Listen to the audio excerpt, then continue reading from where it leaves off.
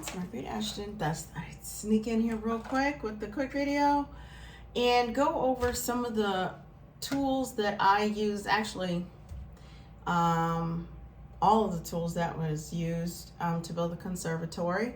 Like I said, we are coming down. I've also just filmed a video of finalizing the decorations in the conservatory, and then I will do one more with the additional decoration that I've added.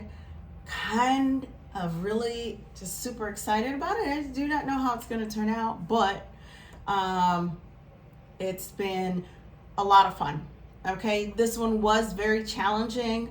As I stated, just even working with the roof, I rather put shingles and stuff on the bigger dollhouses and stuff like that, the dollhouse kit. So, but anyway, it was worth it. So you're gonna come across after this video, you're gonna see some still shots of materials that I used.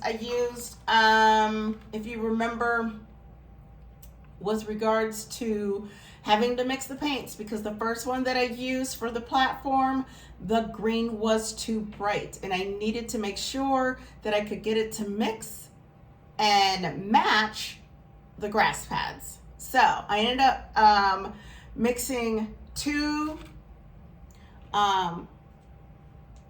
the bright green that I had already used because it had already had been applied to the wood, and then the forest moss. This helped to darken what I had already put on, and it came out quite nice. So you will see that in another one. I'm doing a different view right now, so I will not be able to show everything. You'll see it again in still shots.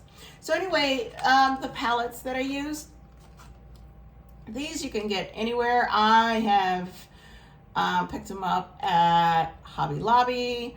Where else? Any of the hobby stores online, and it worked real well. So this was me saying here, and I got this, and then I got the results. So they're just this is like some 9-well palettes. That's what I use to help mix that up. Also, I talked about the pen vise that I had to purchase.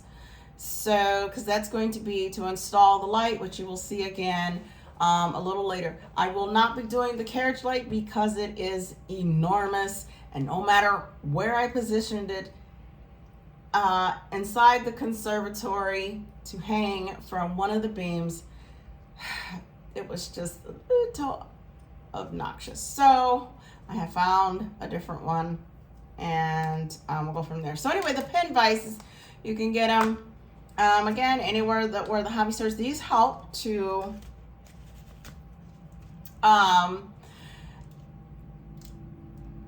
I say drill a hole. And that's what my husband, who, you know, the ultimate train modeler, has told me. So here you go. The pen vise is a lot of fun. It's simple and it's easy to use. So you'll just here, and this opens it up, okay? And then you will take whatever size drill bit you need.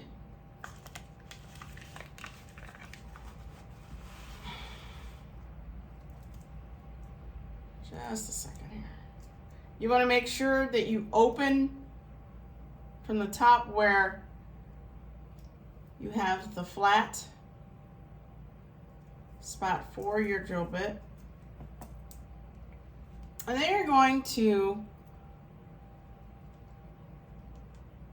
you see this open space here. You're going to take the drill bit. So see if you can see this. This, of course, that's what you're going to use to help get done what you needed to create the size hole that you need to hang or install whatever it is you need. And here's the top. It's a simple flap. So you'll be able to tell the difference. Of course, this side is going to go in here.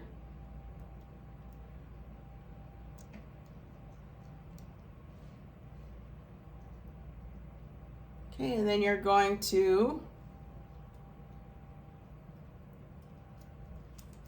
take this and you're going, oh, I knew it was gonna be it. Hold on to it. And then you will use the bottom to adjust.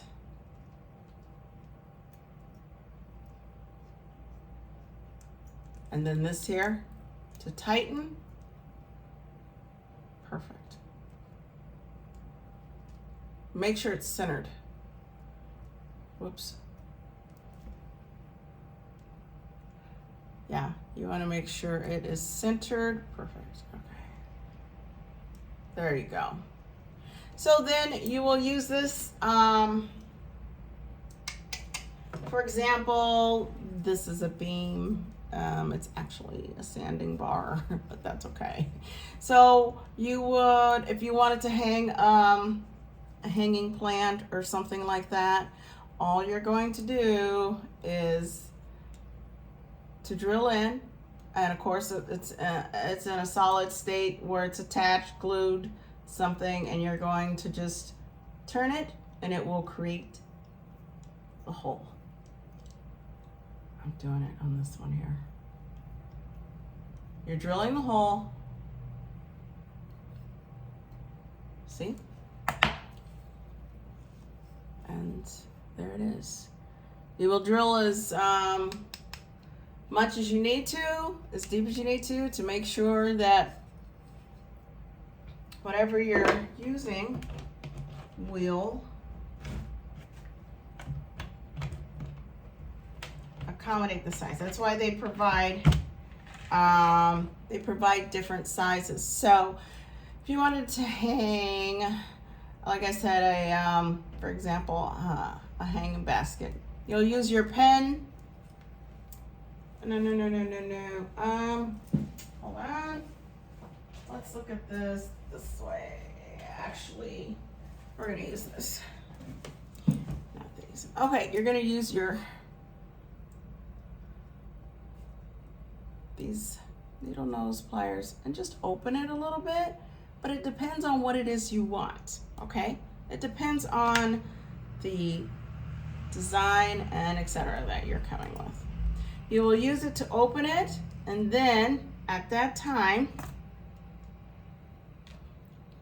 you will put it into the hole you created.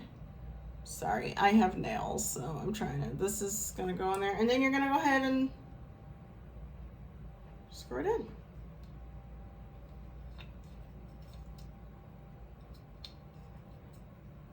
There, yeah. And there you go. So I love this. This is the first time I've ever used the pen vise drills, and it is now one of my favorite tools to use. For safety reasons, I always make sure I just kind of close it, seal it, and all of my drill bits immediately, once I'm done with the job that I don't think I'm going to need it, it goes back in. And then it's sealed. Next,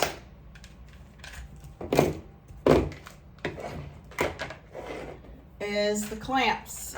I've showed you these before.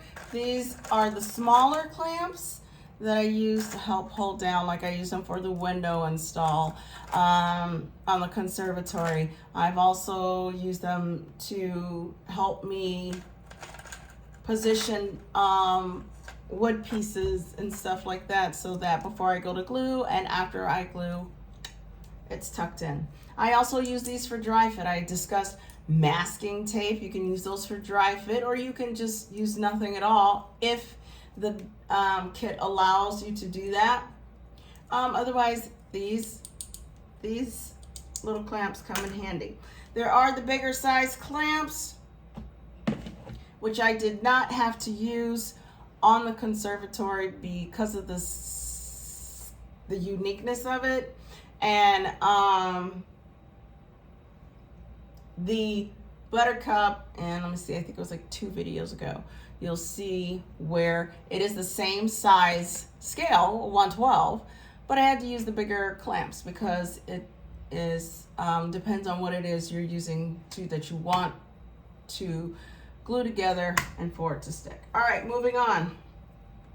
Next, in the videos that I used, I decided to hang a wreath, like it's a plant, and that's in the videos. I glued it, and it's one of the, it's like I have this picture hanger assortment. Oh, that was too big. That's not the one I used. You have all these options. They come in all different things. And this was the one that I used. I glued it on there. And on it from there. Okay. All right.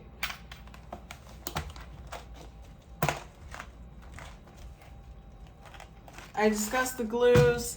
I do not think I need to go over the glues or anything that was used. I was very detailed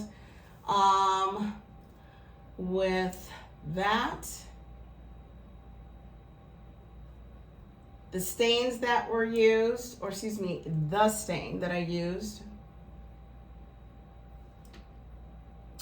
And the cleaning of your brush, which I've talked about a couple of times. This is what I use. You wet your brush.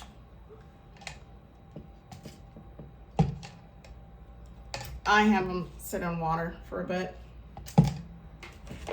And then I just get one of my utility paper towels and then do this. Now, depending on how much, especially with paint, if you had a chance to clean it up before then,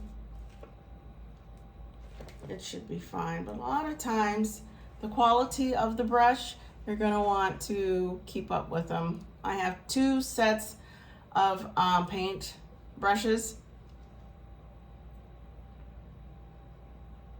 But it's really important that I keep them as long as I can because I use them so often. All right, so you wet the brush and then you just use this. Again, which I've showed before, it helps get rid of all of the, I've never seen nothing like it. I love this stuff.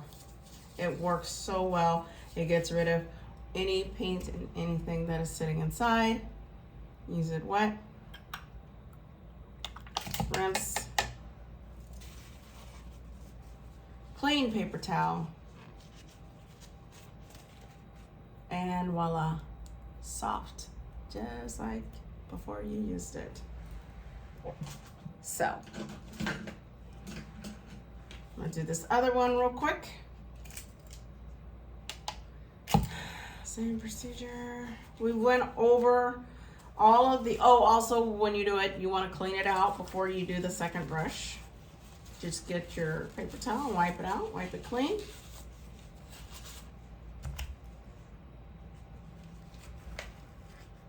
Same thing. Stuff works like magic. It's lovely. It is lovely. Okay, you rinse.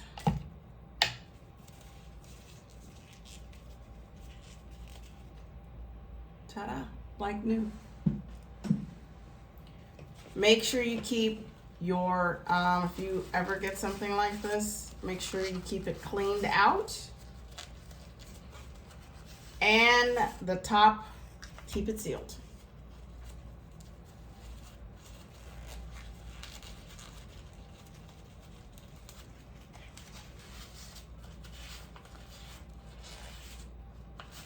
There we go. And if you're interested, and it's called the Masters Brush Cleaner and Preserver. So, okay. All right, so I think that's about it. The next round will come the Conservatory. because we're done. All right, talk to you in a bit.